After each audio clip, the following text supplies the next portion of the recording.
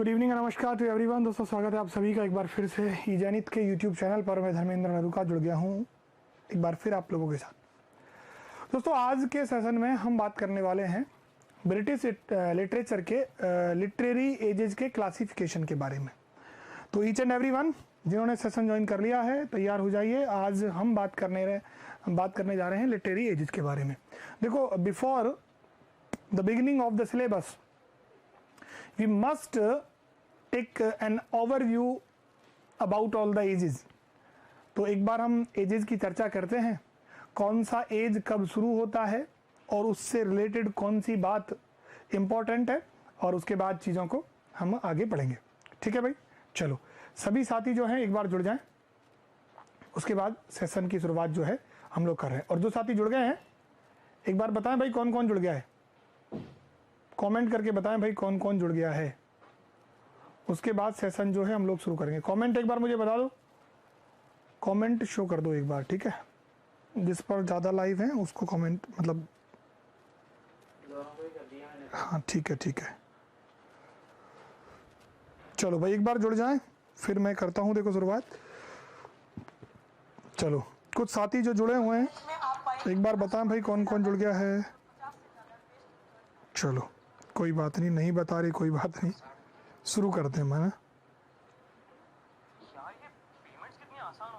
चलिए, audio video बिल्कुल clear है, ऑडियो वीडियो क्लियर है ना। चलो देखो, जब हम बात करते हैं लिटरेरी एजेस और ब्रिटिश लिटरेचर के बारे में या क्लासिफिकेशन ऑफ लिटरेचर के बारे में, तो जो चीज़ें जो हैं उनको एक बार हम देखना शुरू करते हैं। तो कहाँ से चीज़ें शुरू होती हैं देखो ज़रा।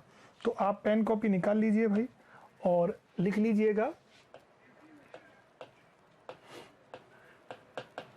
क्लासिफिकेशन, है ना, ऑफ एजेस या लिटरेरी एजेस।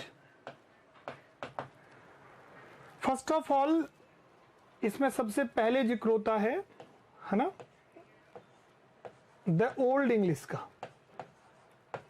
इसमें सबसे पहले आपको क्या लिखना है, ओल्ड इंग्लिश के बारे में लिखना है। और ओल्ड इंग्लिश का जो टाइमिंग है दैट इज फ्रॉम 450 टू 1066, है ना, जिसको एंग्लो सैक्सन कहते हैं, है ना। इसको क्या भी कहा जाता है, एंग्लो सेक्शन कहते हैं, एंग्लो सेक्शन पीरियड कह दो, या फिर इसको आप क्या कह सकते हो, द ओल्ड इंग्लिश कह सकते हो। इसका जो पीरियड है वो 450 से लेके 1066 तक का है। अब इसके बाद जो पीरियड है ना, उसे कहते हैं हम the middle English. The middle English.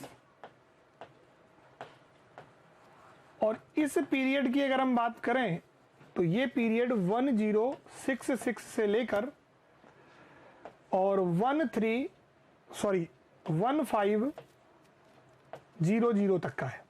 ठीक है, ये आपका क्या हो जाएगा, मिडिल एज हो जाएगा। लिख लिया भाई सबने, साथ साथ आप सभी साथी लिखते भी चलेंगे। ठीक है, चलो तो मिडिल इंग्लिश आपका हो गया। इसी में अगर मैं चौसर की बात करूं, यानी अगर हम बात करें एज ऑफ चौसर के बारे में, जॉफ्रे चौसर के बारे में, सो ही वॉज बॉर्न इन 1340 और उनकी डेथ हो जाती है 1400 में। तो ये जो है ये आपका चौसर का पूरा की पूरा एरा हो जाता है। इसी में ब्लैक डेथ जो है उसका जिक्र होता है ना। प्लेटोनिक बेबोनिक जो प्लेग होता है उससे जिस प्रकार की महामारी फैलती है और बहुत सारे लोग, मिलियंस पीपल उसके अंदर मारे जाते हैं, वो भी इसी की घटना है ना। 1348 ब्लैक डेथ, ब्लैक डेथ ये चौसर के टाइम का ही है। अब इसके बाद इसमें अगर हम बात करें 1400 से लेके 1400 तक, तो ये जो है ये चौसर के इमिटेटर्स का एज है। इसको कुछ लोग बैरन एज, कुछ लोग डार्क एज के नाम से जानते हैं, क्योंकि इसमें बहुत कुछ नया नहीं हुआ, बहुत सारे गिराव, बहुत सारे चेंजेज आए। और इसमें ज़्यादातर जितने भी चौसेरियन हैं या चौसर को इमिटेट करने वाले हैं वो सारे लोग इस कैटेगरी में आ जाते हैं। तो आपका हो जाता है ओल्ड इंग्लिश 450 to 1066 हो गया आपका। उसके बाद मिडिल इंग्लिश की बात करें तो 1066 से लेकर 1500 हो जाता है। और इसी में एज ऑफ चौसर की बात अगर हम करें तो 1340 से लेके 1400 जो चौसर का जो पीरियड है, तो ये आपको यहाँ से क्लियर हो जाता है। इसके बाद अगर मैं बात करूं थर्ड नंबर की ना, तो थर्ड नंबर पे आपका आता है द रेनेसा पीरियड, है ना। कौन सा आता है? Renaissance period.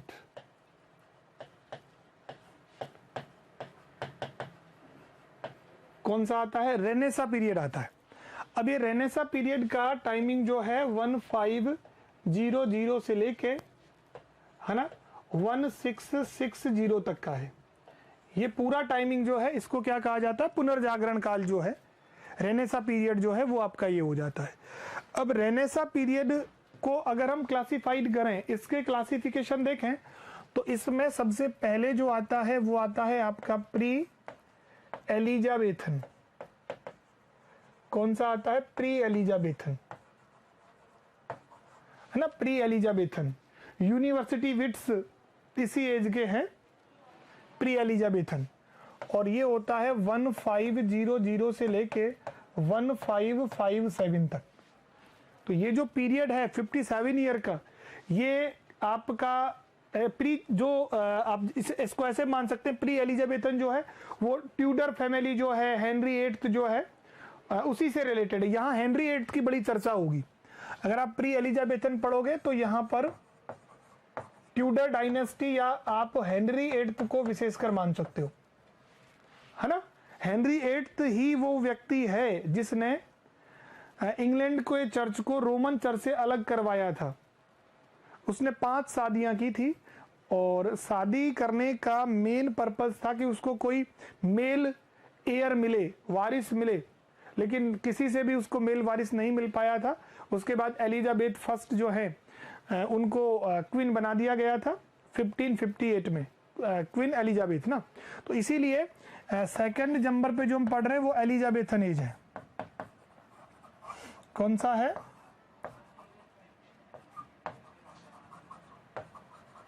एलिजाबेथन एज है। अब एलिजाबेथन एज की शुरुआत होती है 1558 में और ये कब तक चलता है? 1603 तक। कब तक चलता है? 1603 तक चलता है भाई,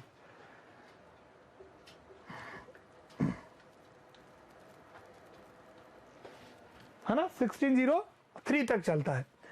अब एलिजाबेथ की डेथ हो जाती है 1603 में and she did not marry, so there is no heir for controlling the kingdom. तो फिर क्या होता है? हेनरी एट्थ की जो सिस्टर थी उसके ग्रैंड सन जो कि स्कॉटलैंड का जेम्स फोर्थ है, उसे इंग्लैंड का जेम्स फर्स्ट बनाया जाता है और इस एज को नाम दिया जाता है जैकोबियन एज। अब ये जैकोबियन एज जेम्स फर्स्ट के नाम पर आधारित है। कौन है इसमें? जेम्स फर्स्ट हैं और ये स्कॉटलैंड के कौन है? James fourth, James fourth of Scotland. तो आपका यहां जो ये एज है ये जैकोबियन एज हो गया।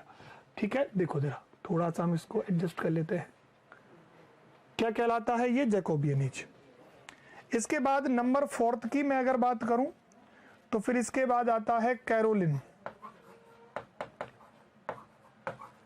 अब इसमें क्या होता है? चार्ल्स फर्स्ट जो है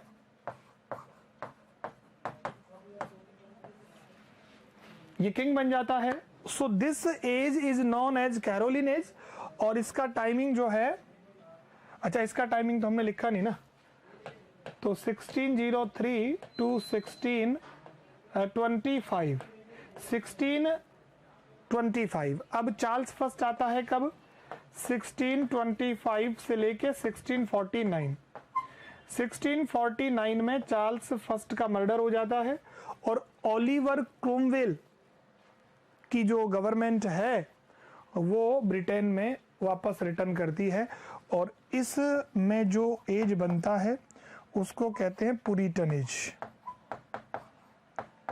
क्या है, पुरिटन एज, या इसे कहते हैं कॉमनवेल्थ एज।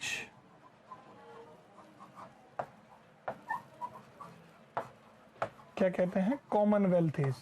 इसका टाइमिंग जो है वो 1649 से लेके 16 कब तक है, 60 तक है। ठीक है। अब जो पुरिटन एज आई तो ये बहुत ज़्यादा मतलब रेडिकल रिलीजियस थे थोड़े से। इन्होंने थिएटर 1642, अच्छा शुरुआत तो पहले ही हो गई थी, तो 42 में तो थिएटर भी बंद हो गए थे, इंटरटेनमेंट्स पे, ड्रामा लिखने पे, इन सब पे को बैन कर दिया गया था। तो ये जो एज है वो पुरिटन एज, या इसको क्या कहते हैं, कॉमनवेल्थ एज कहते हैं। So the Renaissance period is classified into 5 parts, that is pre-Elizabethan 1500 to 1557, Elizabethan that is 1558 to 1603, Jacobean that is 1603 to 1625, and Carolean that is 1625 to 1649, and Puritan age या फिर Commonwealth age that is 1641 to 1660. So overall this is the whole timing of Renaissance period ages या the classification of Renaissance period. So हमने old English देख लिया, इसके बाद हमने middle English देखा, एज ऑफ चौसर को हमने देख लिया, उसके बाद पूरा की पूरा जो रेनेसां पीरियड है उसको हमने टू द पॉइंट जो है वो देख लिया है। अब हम बढ़ते हैं आगे और इससे आगे की जो बातें हैं वो हम डिस्कस करते हैं। देखो कैसे, इसके बाद जो एज आता है, यानी ये हमारा 3rd नंबर का था, 4th नंबर का जो है, 4th नंबर का जो है हमारा वो कहलाता है द नियो क्लासिकल पीरियड। क्या आता है, नियो क्लासिकल पीरियड। अब नियो का मतलब न्यू से होता है, यानी जब पुरिटन एज आ गया तो इन्होंने सब कुछ बदल दिया था, सारी कुछ चेंज हो गई थी, तो फिर वापस ये लोग एंशिएंट मास्टर्स को फॉलो करने लगे, क्लासिसिज्म को ये प्रमोट करने लगे, दैट इज नियो क्लासिकल। अब इसको जब हम क्लासिफिकेशन इसका करेंगे तो इसमें 3 बड़े ग्रुप आपको ध्यान रखने हैं, है ना। एक को तो कहते हैं restoration period. It means England में किनशिप वापस रिस्टोर हुई, यानी चार्ल्स सेकंड का वापस आगमन होता है 1660 में, और ये एज चलती है 1700 तक। इसको एज ऑफ ड्राइडन भी कहा जाता है। क्या कहते हैं इसको, एज ऑफ ड्राइडन भी कहते हैं। ड्राइडन इस एज का सबसे ग्रेट पॉइंट है, इसीलिए इसको एज ऑफ ड्राइडन भी कहा जाता है। इसके बाद सेकंड जो है वो आता है आपका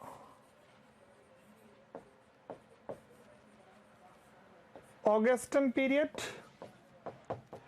और ऑगस्टन पीरियड की अगर हम बात करें तो 1700 से लेके 1745 तक आपका ये चलता है। और इसका जो ग्रेट पॉइंट है वो कौन है, अलेक्जेंडर पोप, तो इसको कहा जाता है एज ऑफ पोप, यानी कि अलेक्जेंडर पोप का एज भी कहा जाता है, because Alexander Pope was the greatest point of this age. Criticism को लेकर अलेक्जेंडर पोप के बहुत जो मेजर वर्क आप लोगों ने पढ़े होंगे, नहीं पढ़े हैं तो पढ़ लेंगे। अभी तो शुरुआत है, चीज़ें जैसे जैसे आगे बढ़ेंगी मुझे लगता है आप बहुत सारी चीज़ों को जानोगे। सो ये आपका न्यू क्लासिकल का सेकंड पॉइंट आप लोगों का आई होप क्लियर हो गया होगा। सो मूव करते हैं 3rd नंबर पे ना। देखो 3rd नंबर की अगर हम बात करें तो ये है आपका age of sensibility. Age of sensibility,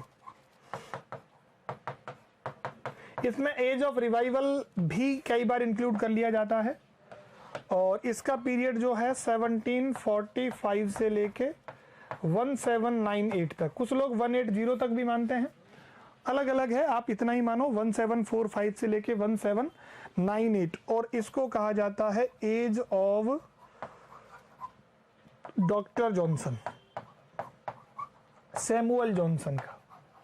तो 3 मेजर पॉइंट आप इन तीनों कैटेगरीज से जोड़ सकते हो। सो ये ओवरऑल आपका कौन सा हो जाता है, नियो क्लासिकल पीरियड हो जाता है भाई।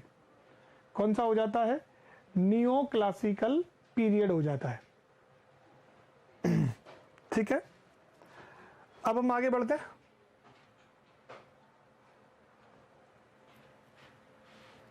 इसके बाद आता है द रोमांटिक एज।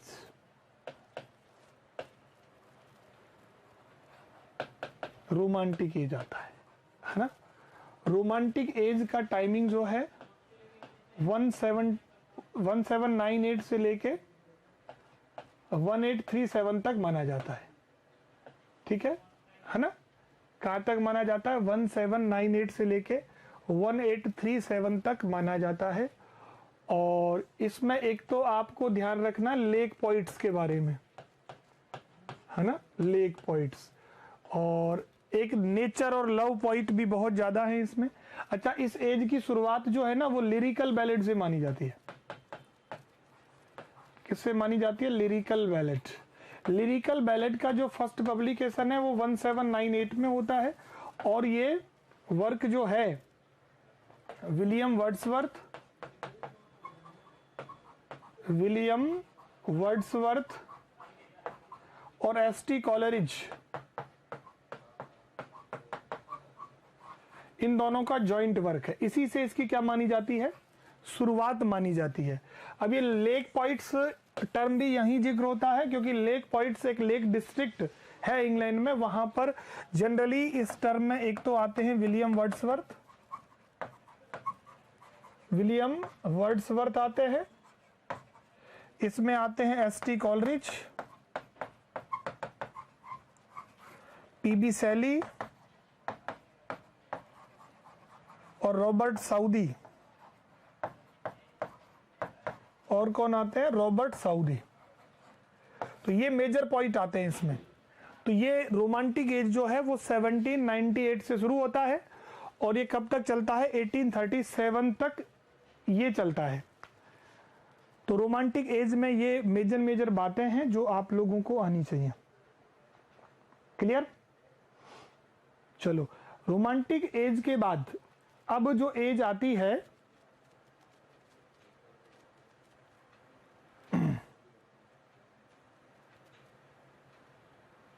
वो विक्टोरियन आएगी भैया ना।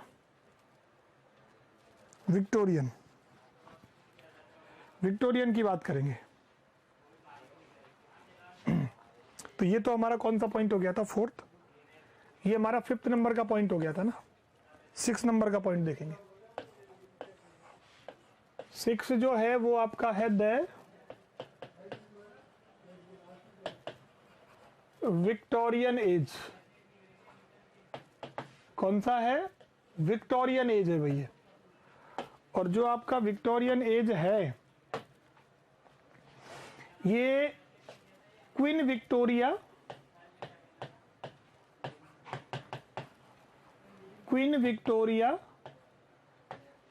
1837 में एक्सटेंडेड द थ्रोन को एक्सटेंड करती हैं।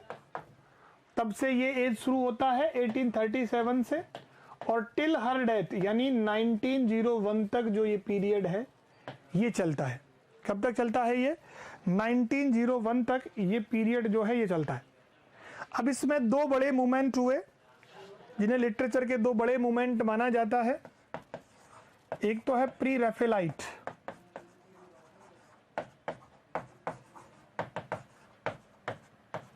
है ना। एक तो लिखेंगे हम कौन सा है, प्री रैफेलाइट, LI, एक ही L है,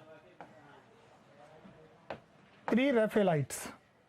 प्री रैफेलाइट जो है वो होता है 1848 से लेके और 1860 तक ये चलता है। यानी अगर आप देखोगे एक तरीके से तो आपके पास जो टाइमिंग हुआ 2 साल, तो यहाँ करीब 12 साल चला ये। कितने ईयर चला, 12 ईयर्स, है ना। प्री रफेलाइट्स में डीजी रोसेटी का बड़ा नाम आता है।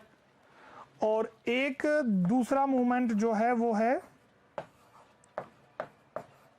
एस्थेटिसिज्म। कौन सा है? एस्थेटिसिज्म, है ना। तो ये होता है 1880 से लेके और 1901 तक। इसका जो करीब टाइमिंग होता है वो 21 ईयर्स का है ना। 21 ईयर्स का हो जाता है। कब से कब है? 1880 से लेके 1901 तक है। 21 ईयर्स का पूरा की पूरा ये सेगमेंट होता है इनका। तो अब आपका विक्टोरियन एज भी आई होप क्लियर हो गया होगा। 1837 में शुरू होता है और 1901 में खत्म होता है ना। ये एज जो था ना, ये साइंस का एज था। बहुत कुछ चेंजेस इस जमाने में हुए विक्टोरियन एज में। अब विक्टोरियन एज के बाद दो बड़ी मोनार्कीज आती है ना। इसको तो कहते हैं एडवर्डियन एज।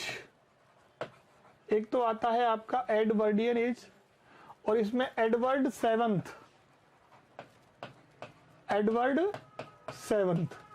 और इनका जो टाइमिंग होता है 1901 से लेके और इसमें आप 1914 तक मानेंगे इसको ना, 1914 तक। और इसी में एक जॉर्जियन भी आता है ना, जॉर्जियन एज। तो इसमें जॉर्ज फिफ्थ, इसमें कौन है? जॉर्ज फिफ्थ है। और इनका कहा जाता है कि 1910 से लेके 1936 ये पीरियड है। अब अगर हम मॉडर्न और पोस्ट मॉडर्न का अंतर देखें तो अब आपको समझना है मॉडर्न और पोस्ट मॉडर्न का अंतर। ये तो दो मोनार्कीज हो गई, इंग्लैंड में दो मोनार्कीज आई, ये मोनार्की है, टू मोनार्की, इनका जिक्र होता है तो इनका जरूर ध्यान रखना। एक तो एडवर्ड सेवंथ और एक आपका कौन है? जॉर्ज फिफ्थ है। एक दिन मैं आपको हिस्ट्री ऑफ ब्रिटेन भी एक दिन कंप्लीट करवाऊंगा जिसमें हम, है ना, from the beginning to till 2023 या 24 तक हम वो देख लेंगे पूरा की पूरा, जिससे आपको एक अच्छे तरीके से क्लैरिफिकेशन जो है वो मिल जाएगा। तो ये जो एज आपका बनता है ये आपका एक तो एडवर्डियन एज हो गया, एक जॉर्जियन हो गया। इसके बाद नंबर 9 पे जो हमारे पास है उसकी अगर मैं बात करूं आप लोगों से तो वो मॉडर्न एज है। कौन सा है? मॉडर्न एज है ना। इसे क्या कहेंगे हम? मॉडर्न एज कहेंगे। अब मॉडर्न एज के रेफरेंस में बहुत कुछ बातें अलग अलग हैं। कुछ लोग तो कहते हैं कि 1901 के बाद में 1945 ये पूरा की पूरा मॉडर्न एज है ना।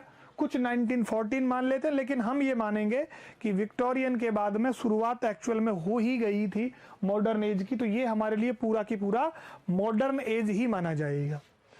और अगर मैं बात करूं पोस्ट मॉडर्न की, किसकी बात अगर हम करें, पोस्ट मॉडर्न की बात करें तो 1945 है ना से लेके टिल प्रेजेंट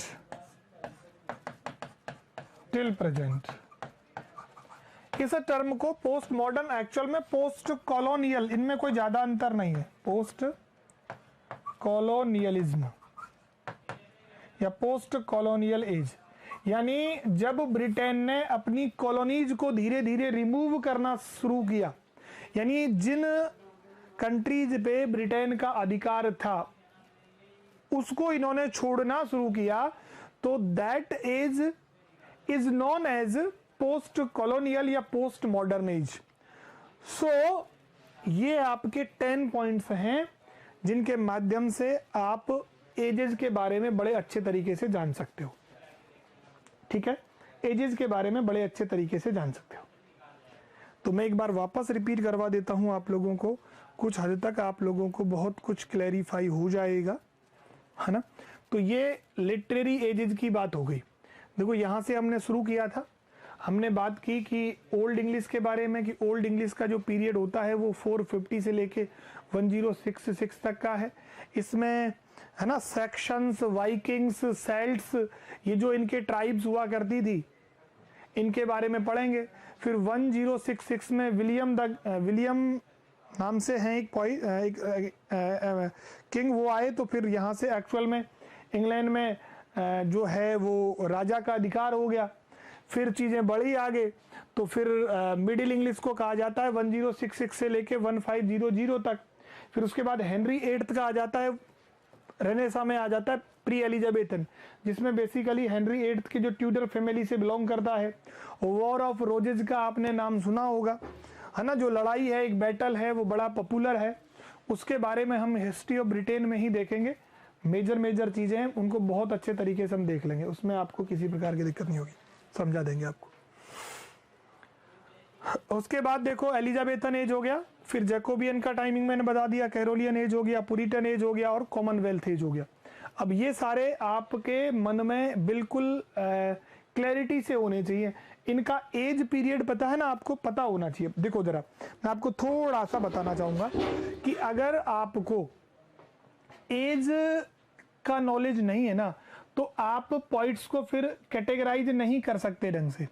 तो अगर पॉइंट्स के क्लासिफिकेशन की बात है, तो आप पॉइंट्स को किस एज का कौन सा पॉइंट है, आप तभी तो याद रख पाओगे जब एक्चुअल में आपको एज का पता होगा।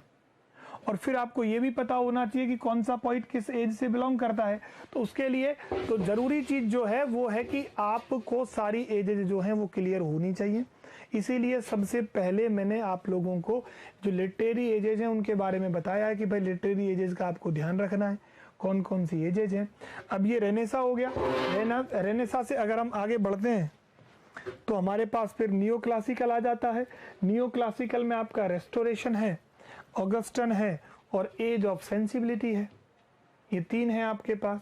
तीनों में एक में ड्राइडन पॉपुलर है, एक में पोप पॉपुलर है, एक में डॉक्टर जॉनसन पॉपुलर हो गए। इसके बाद बात करें रोमांटिक एज की, तो यहाँ लेक पॉइंट्स, लिरिकल बैलेड, ये पॉइंट्स है ना, ये सारी चीजें जो मैंने बताई, मेजर जो बुलेट पॉइंट्स मैंने आपको नोट करवाए, ये आप लोगों को बहुत अच्छे से जो है वो आने चाहिए। ठीक है भाई। देखो बाप जरा, इससे आगे की बात अगर हम करते हैं तो हमारे पास फिर विक्टोरियन एज आ जाता है। क्वीन विक्टोरिया जैसे ही थ्रोन पर एक्सटेंड होती है तो वो एज जो है वो आपका कौन सा कहलाता है, विक्टोरियन एज कहलाता है। इसमें दो बड़े मूवमेंट आप लोगों के हैं, एक तो प्री रेफेलाइट्स और एक एस्थेटिसिज्म, और उसको डिकेडेंस भी कहा जाता है। तो ये आपको ध्यान रखना है। उसके बाद जैसे ही विक्टोरियन एज कंप्लीट होता है तो दो मोनार्कीज का जिक्र होता है, एक तो एडवर्डियन और एक जॉर्जियन। एडवर्डियन में एडवर्ड 7th की बात होती है और जॉर्जियन में जॉर्ज 5th की बात होती है। और अगर जॉर्ज 5th का अगर आप थोड़ा सा रेफरेंस याद रखें तो अभी हमारे देश में जॉर्ज 5th की जो स्टैचू थी उसको हटाकर सुभाष चंद्र बोस की स्टैचू जो है वो लगाई गई थी। तो ये वही जॉर्ज 5th है, ये वही जॉर्ज 5th है। ठीक है, आप याद रखने के लिए ऐसा मतलब मैंने कहा है, आप थोड़ा सा अगर इसको याद रखोगे तो चीजें क्लियर आपकी हो जाएंगी, है ना।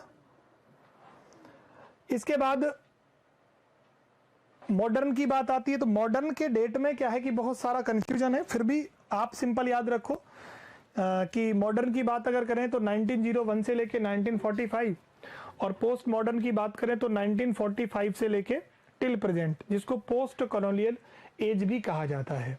ठीक है, तो ब्रिटिश लिटरेचर को अगर आपको तैयार करना है तो आपको उसके एजेस आना मैंडेटरी है, कंपलसरी है। Without knowledge of literary ages you cannot consider a poet particular poet about his age, about his work। तो इसीलिए आप लोगों को जो एज है वो पता होनी चाहिए। एज के अकॉर्डिंग ही हम पॉइंट्स को पढ़ेंगे। जैसे अगर देखो शुरुआत जो एक्चुअल में होगी वो चौसर से होगी। चौसर के लिए कहा जाता है कि Chaucer found English as a dialect और left it a language. Chaucer का जो एज था उसमें इंग्लिश जो था ना, वो इंग्लिश मतलब ऐसे कहते हैं कि अनएजुकेटेड पीपल की भाषा थी, उनको सोफिस्टिकेटेड नहीं माना जाता था। फ्रांस जो है ना, फ्रांस वो मैन और मैनर्स वाले व्यक्ति होते हैं। तो चौसर ने इंग्लिश लैंग्वेज को लैंग्वेज बनाने में बड़ा इंपॉर्टेंट रोल प्ले किया है। अब जब हम चौसर की बात करते हैं तो 1340 से लेके 1400 तक एज है, और इस समय मेजर पॉइंट तो चौसर तो हो ही गए, इसके अलावा विलियम लैंगलैंड, जॉन वाइक्लिफ, है ना, विलियम जॉन लिडगेट हो गए, टॉमस हॉकलिफ हो गया, जॉन गोवर हो गया, जॉन मेंडेवाइल हो गया, ये मेजर पॉइंट हैं जिनका जिक्र आपको पता होना चाहिए। देखो चौसेरियन एज की मैं बात करूं, है ना, चौसेरियन एज की अगर हम बात करें, है ना, या एज ऑफ चौसर की बात करें, एज ऑफ चौसर की बात करें तो भाई एक पॉइंट तो चौसर है ही है खुद, एक तो चौसर है ही है, एक तो आपका चौसर हो ही गया। एक विलियम लैंगलैंड का नाम ध्यान रखना, विलियम लैंगलैंड का ध्यान रखना, एक जॉन लिडगेट का ध्यान रखना, किसका ध्यान रखना, जॉन लिडगेट का आपको ध्यान रखना है, एक वाइक्लिफ का आपको ध्यान रखना, मेजर पॉइंट है जॉन वाइक्लिफ, है ना, जॉन वाइक्लिफ का ध्यान रखना है, ठीक है। टॉमस हॉकलिफ का भी आप ध्यान रख सकते हो। वैसे मेजर 4 पॉइंट ठीक है, जॉन गोवर भी एक पॉइंट है, इनसे भी क्वेश्चन आते हैं क्योंकि ये 4 तो मेजर है ही हैं, इन 4 का ध्यान तो आपको रखना है। एक जॉन गोवर को भी आप ध्यान रख लेना, हॉकलिफ का भी ध्यान आप रख लेना, है ना, एक मैंने अभी मेंडेवाइल नाम बताया तो उनका भी ध्यान आपको रखना है।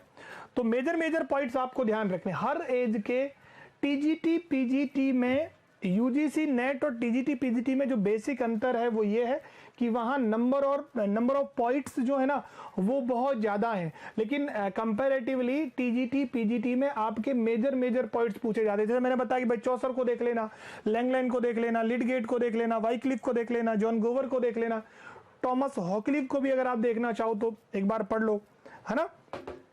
तो ये सारे, जॉन मेंडेवाइल को भी आप पढ़ सकते हैं एज ऑफ चौसर में, ये मेजर पॉइंट हो जाते हैं।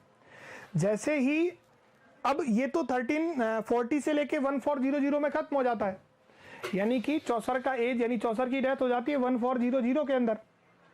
अब इसके बाद में जो एज आता है, एज ऑफ रिवाइवल, जिसको डार्क एज भी कह देते हैं, कुछ लोग चौसर के इमिटेटर्स का एज भी कह देते हैं, उसमें बहुत कुछ पॉइंट इंपॉर्टेंट है, वहां से भी काफी कुछ आते हैं। जिसको हमने नाम दिया था ना, ये 1400 से लेके 1500, ये जो एक पूरा की पूरा सेंचुरी है, इसको आप कह सकते हो age of revival, age of revival, है ना, एज ऑफ रिवाइवल कह देते हैं।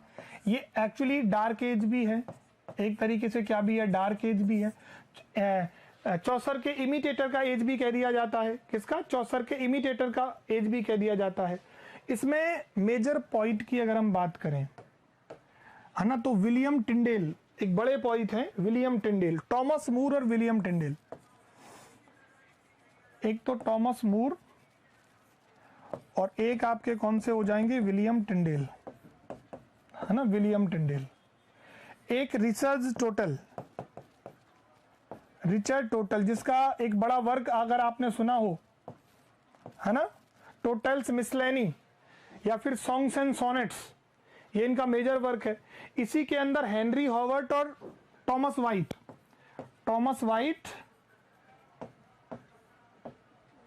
और हेनरी हॉवर्ड, ये 2 बड़े नाम। अच्छा, दोनों को इसलिए जाना जाता है कि हेनरी हॉवर्ड ने तो जो इंग्लिश सोनेट है ना उसको इंट्रोड्यूस किया था, और टॉमस वाइट वो व्यक्ति हैं जिन्होंने इटालियन मॉडल को सबसे पहले इंग्लिश में यूज किया था। तो इन दोनों का नाम आपको याद रखना है ना। और एक टॉमस मेलोरी, इनका नाम भी आपको याद रखना है, टॉमस मेलोरी और विलियम डनबार,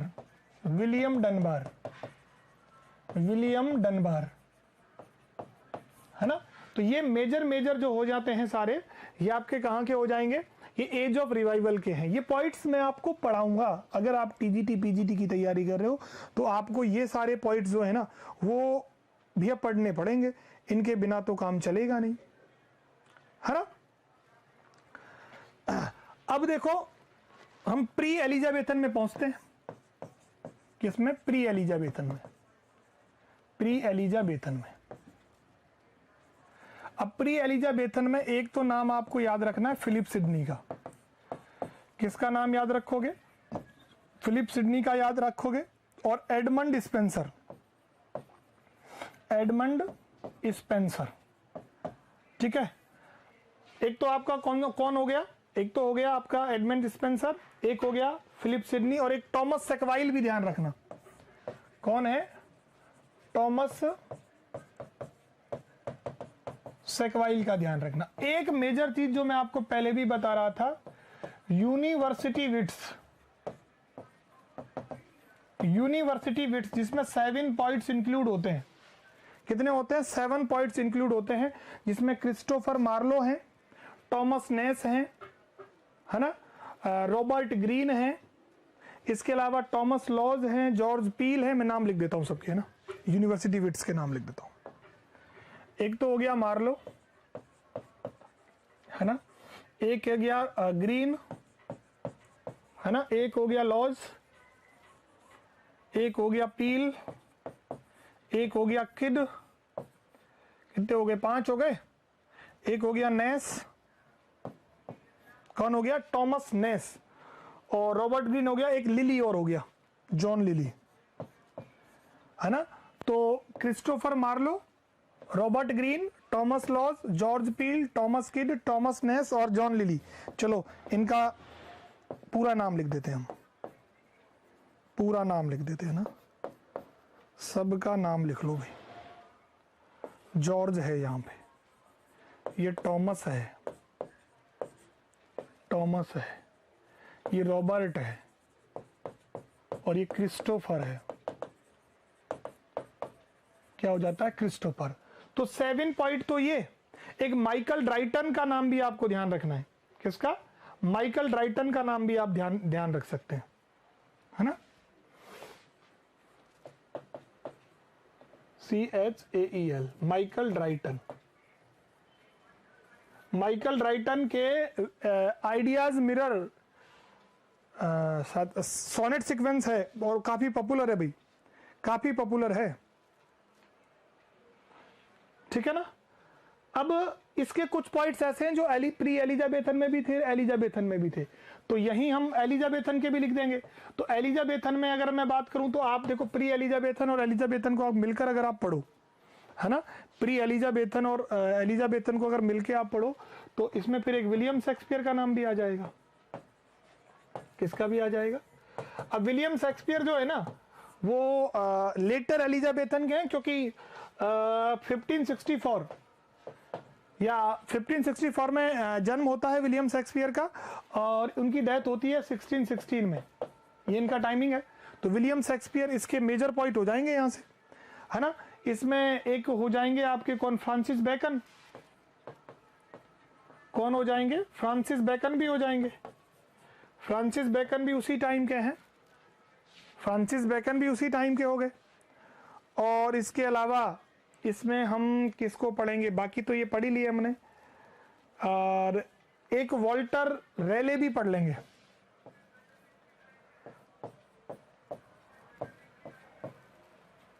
है ना, वॉल्टर रेले। तो ये मेजर पॉइंट हम यहां से देख लेंगे।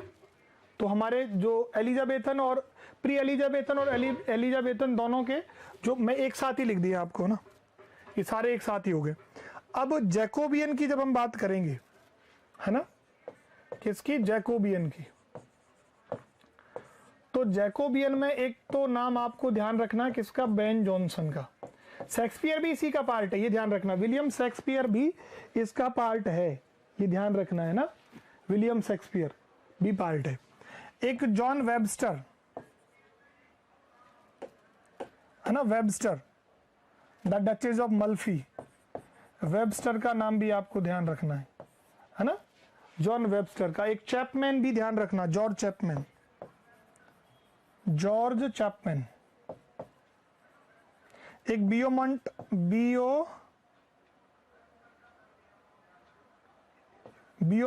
एंड फ्लेचर, है ना, बियोमंट एंड फ्लेचर का नाम भी आपको ध्यान रखना है। टॉमस मिडिल्टन का नाम ध्यान रखना है ना। और इसके अलावा जब हम कैरोलियन में जाएंगे तो फिर उसमें आपका जॉन डन हो गया। इसके अलावा उसमें आप कैविलियर पॉइंट्स का ध्यान रखेंगे, है ना। इसमें जब आप बात करोगे कैरोलियन की तो फिर कैवेलियर पॉइंट्स आएंगे। कैवेलियर पॉइंट्स एक्चुअल में एक नेगेटिव टर्म है जो उन पॉइंट्स के लिए बोली जाती थी जो चार्ल्स जो फर्स्ट थे उसको बहुत ज़्यादा सपोर्ट करते थे। तो इसमें आपके जॉन डन हो गए, नहीं जॉन डन तो नहीं है, रिचर्ड क्रैशा हो गए, हेनरी जॉर्ज हर्बर्ट हैं, अब्राहम काउले हैं, सकलिंग हैं, रॉबर्ट हैरिक हैं, रिचर्ड लवलेस हैं, ऐसे पॉइंट्स आ जाएंगे। फिर पुरिटन एज की बात आ जाएगी तो पुरिटन एज में दो बड़े नाम, एक तो मिल्टन सबसे बड़ा नाम, और कुछ जॉन ड्राइडन के भी वर्क है, लेकिन ड्राइडन को इतना मौका नहीं मिला था। ड्राइडन पॉपुलर होता है किसके एज में जाके, चार्ल्स सेकंड के एज में जाके। जॉन बनियान, रॉबर्ट बर्टन, है ना, और इसके अलावा टॉमस फुलर, इजाक वॉल्टन जैसे पॉइंट जो हैं वो आपके कहाँ आ जाएंगे, कैरोलियन में आ जाएंगे। इसके बाद फिर मैंने कहा कि भाई जब बात रेस्टोरेशन की आएगी तो ड्राइडन तो सबसे बड़े हैं, फिर सैमुअल बटलर इसमें आ जाएंगे, है ना। इसके अलावा एफ्राबेन को भी इसी में माना जाता है। एफ्राबेन एक पॉपुलर है, टीजीटी पीजीटी में खूब सारे क्वेश्चंस यहाँ से आते हैं, है ना। और इसमें एक आप नाम ध्यान रखना, टॉमस राइमर का और कॉली कीबर का, 5-6 पॉइंट्स आप लोगों को इसमें ध्यान रखना है क्योंकि वहां से भी क्वेश्चंस आते हैं। फिर अलेक्जेंडर पोप सैटिरिस्ट जो है, फिर इसमें जोनाथन स्विफ्ट की बात भी आ जाएगी जब आप चलोगे का एज ऑफ पोप के अंदर, है ना। जोसेफ एडिसन, रिचर्ड स्टिल, इसी में टॉमस ग्रे, लॉरेंस स्टर्न, इसके अलावा और भी बहुत सारे पॉइंट्स हैं, ओलिवर गोल्ड स्मिथ जैसे पॉइंट जो हैं इसमें इंक्लूड हो जाएंगे। फिर जब एज ऑफ सेंसिबिलिटी की बात आएगी तो फिर आपका एक तो डॉक्टर सैमुअल जॉनसन इसमें मेजर हो जाएंगे। फिर रोमांटिक एज में मैंने आपको कुछ एक पॉइंट बताए जैसे विलियम वर्ड्सवर्थ हो गए, पीबी शैली हो गए, एसटी कॉलरिज हो गए, रॉबर्ट साउदी हो गए, लॉर्ड बायरन हो गए, जॉन कीट्स इसके अंदर आ जाएंगे, चार्ल्स लेम है, टॉमस डी क्वेंसी है, विलियम स्कॉट है, रिचर्ड शेरिडन है। ये मेजर पॉइंट्स आप लोगों को इसमें ध्यान रखने हैं। फिर विक्टोरियन एज में बहुत सारे पॉइंट्स हैं जिसमें Alfred Lord Tennyson, Robert browning, D G Rossetti, ये सारे नाम ध्यान रखने हैं आपको। डीजी रोसेटी का नाम, वॉल्टर पीटर, जीएम हॉपकिंग, जो वॉल्टर पीटर हैं वो आपके एस्थेटिसिज्म से रिलेट करते हैं।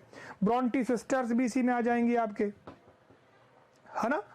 ऑस्कर वाइल्ड है, मैथ्यू आर्नोल्ड है, ये सारे विक्टोरियन पॉइंट हैं। उसके बाद मॉडर्न पॉइंट में जैसे जोसेफ कॉनरेड आ जाएंगे, एच.जी. वेल्स आ जाएंगे, डी.एच. लॉरेंस आ जाएंगे, W.H. ऑर्डन हो गए, J.M. सिंज हो गए, T.S. इलियट इसी में आ जाएंगे। फिर इसके बाद पोस्ट मॉडर्न की बात चलेगी तो पोस्ट मॉडर्न तो सबसे इंपॉर्टेंट है और इसमें करीब आपको 50+ पॉइंट्स जो हैं वो पढ़ने हैं भाई, करीब 50+ पॉइंट्स आपको पढ़ने पड़ेंगे, तब जाकर आपकी बात जो है वो क्लियर हो पाएगी। अब एक दिन में क्या है कि आपको सारे पॉइंट्स जो मैं पढ़ाने वाला हूं टीजीटी पीजीटी में, जिन पॉइंट्स को हम पढ़ने वाले हैं उनके बारे में भी मैं आपको थोड़ा सा बता दूंगा कि आपको ये पॉइंट्स पढ़ने हैं। ब्रिटिश में ये पढ़ने हैं, अमेरिकन में ये पढ़ने हैं, इंडियन में ये पढ़ने हैं, जो मेजर पॉइंट्स हैं। वैसे तो अगर आपके सिलेबस की बात की जाए तो उसमें कुछ फिक्स्ड तो है नहीं कि भाई क्या आएगा और क्या नहीं आएगा, लेकिन हम एक निश्चित आधार बनाकर, आधार मानकर चीज़ों को पढ़ेंगे तो फिर बहुत कुछ बात जो है वो आपको भी समझ में आएगी। तो मैं आशा करता हूं कि आपको जो आज हमने लिटरेरी एजेज की बात की, उनके पॉइंट्स के बारे में बात की, ये बात प्रॉपरली समझ में आ गई होगी। और जैसे जैसे चीज़ें बढ़ेंगी आगे, आप लोगों का सिलेबस बढ़ता चलेगा, आप लोग पढ़ते चलोगे। एप्लीकेशन पर आप लोगों के लिए लाइव बैचेज की शुरुआत हो चुकी है, तो आप चाहे DSSB की तैयारी कर रहे हैं, EMRS की तैयारी कर रहे हैं, NVS की तैयारी कर रहे हैं, यूपी, MP, हरियाणा, छत्तीसगढ़, उत्तराखंड, जहाँ जहाँ लिटरेचर एक वास्ट रूप में पूछा जाता है उसके लिए हम तैयार हैं। हम आप लोगों को प्रॉपर लाइव क्लासेज जिसमें आपको पूरा सेगमेंट वाइज एक प्रॉपर वे में प्रोवाइड करवाया जा रहा है, तो आप लोग जुड़ सकते हैं। ईजैनित के एप्लीकेशन को डाउनलोड कर लें जिससे आप लोग प्रॉपर तरीके से हम तक पहुंच पाएं। तो आज का सेशन कैसा लगा कमेंट बॉक्स में एक बार कमेंट करके जरूर बताइएगा। बाकी बातें आप लोगों के साथ यूं ही चलती रहेंगी। मिलते हैं आप लोगों से फिर कल, तब तक के लिए thank you and good night. Thank you so much.